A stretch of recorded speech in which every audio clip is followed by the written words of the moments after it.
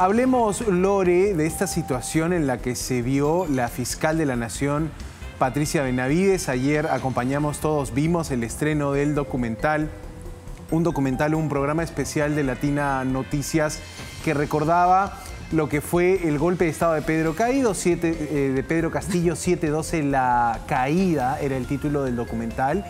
Importante resaltar este momento en el que Christopher Acosta le pregunta a la fiscal de la Nación cuáles eran los casos por los que estaba investigando a Pedro Castillo. Me parece que quedó este momento como reflejo también del momento actual que vive la propia fiscal de la Nación, una fiscal cuestionada, criticada, investigada, digamos, a la que se le ha pedido la renuncia y la que tiene un proceso de investigación en la Junta Nacional de Justicia. Vamos a ver este momento porque después te cuento un poco lo que hay detrás, digamos, de lo que ayer la fiscal, por supuesto un documental, una entrevista realizada hace algunas semanas, pero ya la fiscal, en modo de mucha distracción sobre el tema, se pierde comentando las investigaciones a Pedro Castillo.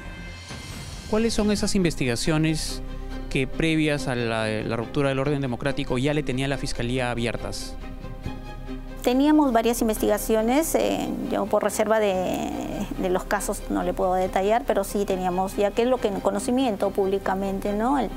Teníamos el caso de Puente Tarata, el caso de... ahorita no recuerdo los detalles, Puente Tarata, el del ministro Silva, el del ministro de Vivienda, Heiner Alvarado. Heiner Alvarado. Bueno, este era un momento del documental, Lore, que pasaba un poco por mostrarte, en el examen, ¿no? Sí, mostrarte finalmente cómo la fiscal de la Nación, hace un par de semanas que se realizó la entrevista con encargo a precisar el dato exacto, la fiscal de la Nación desconocía los detalles de quizá la carpeta más importante o el grupo de investigaciones más importantes de la institución, la investigación a un expresidente. Que acaba de ser presidente, en realidad deja de ser presidente por la interrupción del curso democrático, por este golpe de Estado que da. Pero, ¿qué sucedió? ¿Por qué no es importante? A mí, tú sabes que una de las preocupaciones que más tengo en estos momentos es si realmente todo este lío en el Ministerio Público va a llevar a que Pedro Castillo termine siendo beneficiado, porque concretamente la única investigación que en estos momentos tiene en curso vigente es el golpe de Estado, pero todas las otras han quedado un poco encarpetadas, postergadas, sin mayor pedidos de prisión preventiva, de ordenar investigación, y uno se pregunta, la fiscal de la Nación, ¿qué cosa más importante tenía en su agenda que el tema Pedro Castillo? No porque no vaya a tener una conclusión anticipada sobre los procesos ni nada, pero como que es un tema importante, porque además lo tiene que ver la propia fiscal de la Nación, porque involucra a congresistas, gente que depende de que ella misma solicite ciertas medidas. Bueno, un caso, ejemplo, que no mencionó la fiscal, el caso de los niños. Por ejemplo. El caso del Puente Tarata, el caso de los ascensos militares, entonces el caso Petroperú. Este grupo de investigaciones que se abrió a Pedro Castillo después del inicio de su gobierno... Pero que se investigaron cuando Patricia Benavides era fiscal de la Nación. Exacto, eran en su momento la carpeta más importante que tenía la fiscal de la Nación. Y cuando te preguntas en qué pensaba la fiscal, podemos entender que la fiscal ya sabía que tenía una investigación en sus hombros, en sus espaldas, o que por lo menos sabía que su grupo, su círculo cercano de asesores estaba siendo investigado. Una fiscal que no recuerda los detalles de un proceso tan importante como el de Pedro Castillo. Es probablemente una fiscal que está enfocada en su defensa, en estrategias para sobrevivir. Otro momento de la entrevista de Christopher Acosta como parte del documental 7/12, la caída, cuando le menciona la palabra tesis, refiriéndose a la tesis de Pedro Castillo. Pero que también es otra investigación. La reacción de la fiscal, Lore, sí, vas a verla porque es tremenda. La fiscal quizá pensó que le estaba hablando sobre las propias tesis, sobre las tesis de ella como fiscal Benavides. Vamos a escuchar este momento. Tenía lo de la tesis también, de Castillo. No, esa carpeta no la manejaba la Fiscalía de la Nación ni el equipo especial, porque es... Ah, tiene razón, tenía lo de la tesis también, de Castillo. No, esa carpeta no la manejaba la Fiscalía de la Nación ni el equipo especial, porque es... Ahí estaba entonces este otro momento, ¿no? El rostro de susto cuando Christopher pronuncia la palabra tesis, quedó evidente, creo. Quedó evidente, sí, quedó evidente. Y en general queda evidente en esta entrevista a la Fiscalía de la Nación, hecha antes de todo lo que hemos conocido en la semana pasada, que hay una distracción o efectivamente una falta de foco en el caso Pedro Castillo, que sí requiere, como decimos nuevamente, la atención y la concentración de la Fiscalía de la Nación, porque ella es la que tiene que mandar, ordenar muchísimas de las gestiones, siendo expresidente, las acusaciones constitucionales, así como ha mandado esta acusación constitucional contra la presidenta Dina Boluarte por las muertes de diciembre, ¿no? En esa misma línea, ella tiene que mandar esas investigaciones que vinculan a Pedro Castillo con muchos otros casos de sospechosa corrupción. Entonces, todos aquellos que defienden a rajatabla a Patricia Benavides porque no hay nadie que va a llevar las investigaciones contra Pedro Castillo más que ella, yo creo que han escuchado sus declaraciones y deberían repensarse un poquito esa defensa férrea.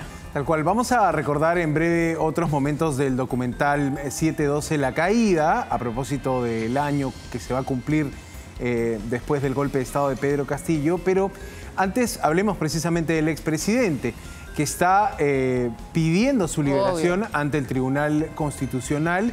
Hoy volvió a insistir en ello, dijo que grupos políticos se habían ensañado contra su gobierno, que querían hacerlo caer y que él no dio un golpe de Estado, que solo estaba llevando a su familia y que él regresaba a Palacio cuando fue detenido. Vamos a escuchar lo que dijo Pedro Castillo, después hablamos del rol de Betsy Chávez, que a partir de entrevistas hechas a actores de lo que fue el golpe del 7 de diciembre, creo que conocemos hoy mejor cuál fue el rol de la ex jefa de gabinete. Primero escuchamos a Castillo. En ningún momento de la historia anterior se ha allanado Palacio de Gobierno, pero mi familia sí la vivió en carne propia. Por ello es que tomé la decisión de dejar en la Embajada de Estados Unidos Americanos a mi familia a ponerle buen recaudo y luego retornar. Señores magistrados y señor presidente, solicito que se deje sin efecto y se declare nulo todo este procedimiento y sus actos posteriores. Ha habido todo un andamiaje, una acción preparada para derrocar a mi gobierno.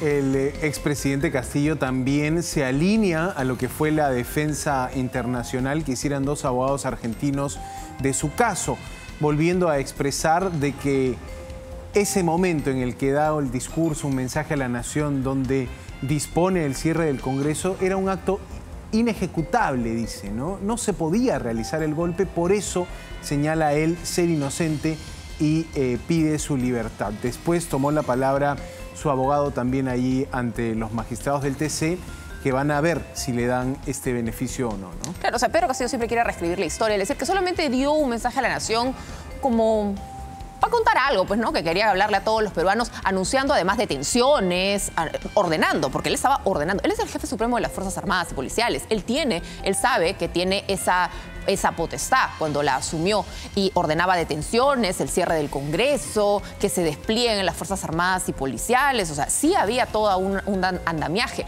que hoy quiere reescribir la historia y que además, a propósito del documental de Christopher, quieren sacar de contexto todos sus defensores una declaración de José Williams, entonces presidente del Congreso, sobre la banda presidencial, diciendo de que ya estaba lista una banda presidencial, pero no porque pensaban darle... Recordemos que ese día se votaba la vacancia presidencial por incapacidad moral por todas las investigaciones previas que estaban en curso. Ese día Salatiel Marrufo va a la Comisión de Fiscalización y termina echando a Pedro Castillo de una manera escandalosa. Es allí donde él decide dar un golpe de Estado y se le termina vacando por el golpe de Estado.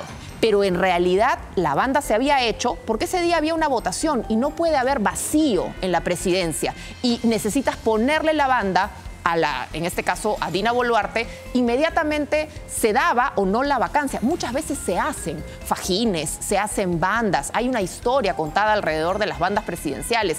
No hay que entender que era un complot del Congreso, por favor. Ese día se votaba una vacancia. Bueno, parte de la versión de Pedro Castillo es esa de que las fuerzas complotaron contra él, es lo que te dice la parte acusada, pero veamos cuál fue el rol de Betsy Chávez. Hablan algunos exministros, ex viceministros del régimen, como el exministro Salas, habla también el ex viceministro Noblecilla, y cuentan la importante presencia de Betsy Chávez la noche anterior del golpe en Palacio de Gobierno y la mañana en la que el presidente se disponía a dar el mensaje a la nación.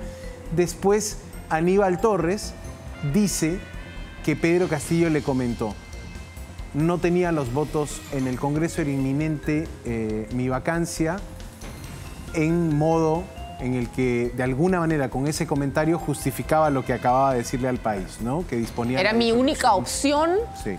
Convertirme en dictador era mi única opción de quedarme en el poder. Vamos a escuchar ese momento. Primero hablan los exministros y ex viceministros y después habla Aníbal Torres, también ex premier del régimen.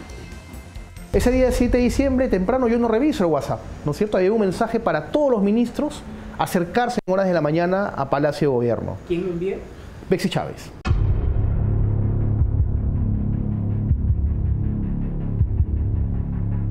Al no percatarme el mensaje, ella me llama por teléfono y me dice: revise su WhatsApp, ministro, que está convocando el presidente a una reunión urgente en Palacio de Gobierno. A Betsy le digo: Betsy, ¿qué ha pasado? Y Betsy me dice: vente al despacho del presidente. Ingreso por Desamparados. El ambiente de verdad ya no era el mismo. Y yo le volví a preguntar: pero Pedro, ¿por qué diste este discurso? Y me dijo: doctor, ya la vacancia ya estaba, ya tenían los votos. ¿Usted escribió ese mensaje? Ya le he dicho que yo no sabía de ese mensaje, ¿no? Ni ninguno de nosotros, de los que hemos estado allí, sabíamos de ese mensaje. Al menos en la PCM no conocíamos de ese mensaje. Ahí estaba entonces la parte, por lo menos, donde intervienen estos exfuncionarios del gobierno de Pedro Castillo y dejan en claro en un primer momento que Betsy Chávez se reunió en la noche y convocó por la mañana a los ministros, y después Aníbal Torres señalando eso de que él no sabía nada del mensaje, ¿no? Claro, recordemos que él ya no era premier, él era asesor de Betsy Chávez, que era la premier en ese momento. Recordemos además luego la conversación que tiene Betsy Chávez, que como sabemos está en prisión preventiva en estos momentos, con la reportera de TV Perú, que es la que transmite este mensaje a la nación. Y hemos escuchado al mismo Pedro Castillo decir: di que es un mensaje a la nación, no es un pronunciamiento, una conversación, un diálogo con el país, no, es un mensaje a la nación. Y luego se acerca Betsy Chávez a contarle respecto a los decretos que se van a emitir, porque como que se acerca... Como le va dando forma, ¿no? a le dice, las ¿qué va a pasar ahora? ¿No? Y le dice: sí, no, vamos a emitir un decreto y el Consejo de Ministros y todos vamos a hacer. Lo que pasa es que empieza a caer como un castillo de naipes, primero, el gabinete, porque todos sabemos que los ministros tienen responsabilidad en los actos del presidente, salvo renuncia inmediata, algo que hace Alejandro Salas apenas se da este mensaje y apenas tiene este primer encuentro con el presidente diciéndole: ¿qué has hecho? ¿No? Que es lo que todos refieren sucede ese día. Y el momento determinante del comunicado de las Fuerzas Armadas. Claro, ahí ya es donde... conjunto, donde ya... Noblecilla decía, ¿no? Respaldo. Cuando llegó el comunicado dijimos: uy. Y es más, Aníbal Torres también cuenta en un momento que le preguntó a Pedro Castillo: ¿ha conversado con las Fuerzas Armadas sobre este tema antes de dar el golpe de Estado? Y como que le dice: usted no se preocupe. Con lo que estaba claro, digamos, que no se tenía ese respaldo. Ahora, bueno, no le contestó el teléfono. Hay jefes policiales que cuentan claro, del Comando Conjunto que no le contestaron el teléfono cuando sonó. La estrategia de Pedro Castillo en esta defensa del juicio por rebelión y conspiración es precisamente apegarse a que esa negativa del ejército ya estaba dada, de que él no había coordinado con el ejército ni con la policía, y que por eso la consigna para la versión que quiere dar Pedro Castillo en el juicio es dar una consigna política con ese mensaje, no ejecutar el golpe de Estado. Esta es una tesis que, te digo, ha sido muy bien expuesta en la comunidad internacional por los 2 abogados argentinos que asesoraron a Pedro Castillo y que buscaron respaldo internacional para el expresidente peruano. Es la tesis que está repitiendo Pedro Castillo. Fue una consigna política que no se podía ejecutar. Mira esa tesis que, ojo, todavía seguirá siendo expuesta en juicio, porque este juicio por lo menos la investigación todavía no inicia un juicio, ¿no? Todavía no estamos en una fase de juicio en el caso de conspiración por lo del 7 de diciembre. Vamos a estar pendientes. Vamos a ver qué resuelve finalmente el Tribunal Constitucional, aunque todos tenemos claro qué sucedió ese día, más allá de todos los intentos de sus cercanos colaboradores por reescribir la historia reciente.